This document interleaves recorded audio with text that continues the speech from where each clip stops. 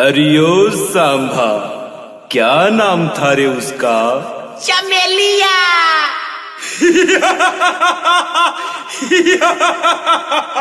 चमेली चमेली चमेली। अरे बुलाओ उसको। जो हुकुम सरकार।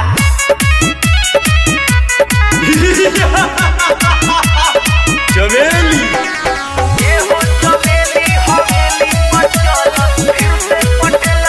Music by Mantu Manish.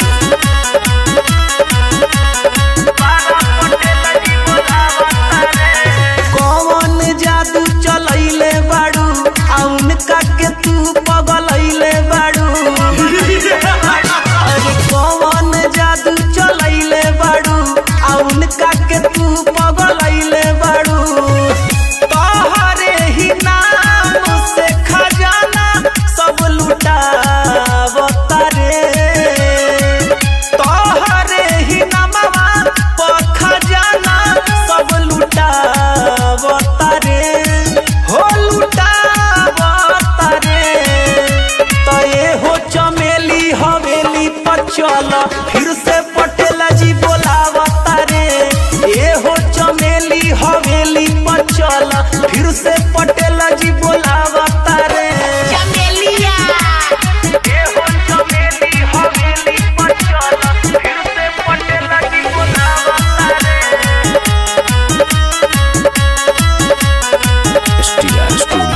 भावे न चंपा न भावे फूल झरिया तोहरे पगड़ल बा उनकर नजरिया। तो एक पीस बनल बाड़ू दिमाग पर तू ही चढ़ल बाड़ू। अरे लूटला तोहरे लगाना दौड़ावता रे। तोहरे लगाना दौड़ावता रे। उड़ावता रे। तो ये हो चमेली हवेली पर चल फिर से पटेल जी बोलावता रे। ये हो चमेली हवेली पर चल दोबारा पटेल जी बोलावता रे। दोबारा पटेल जी बोलावता रे। Music by Mantu Manish.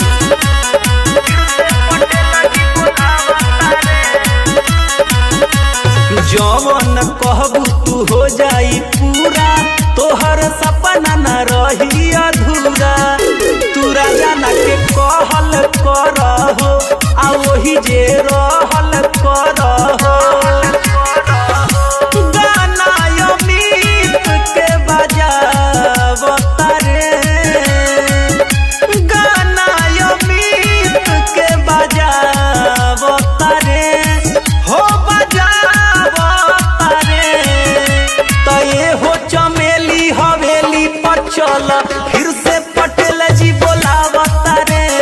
ये हो चमेली हवेली पर चल फिर से पटेल जी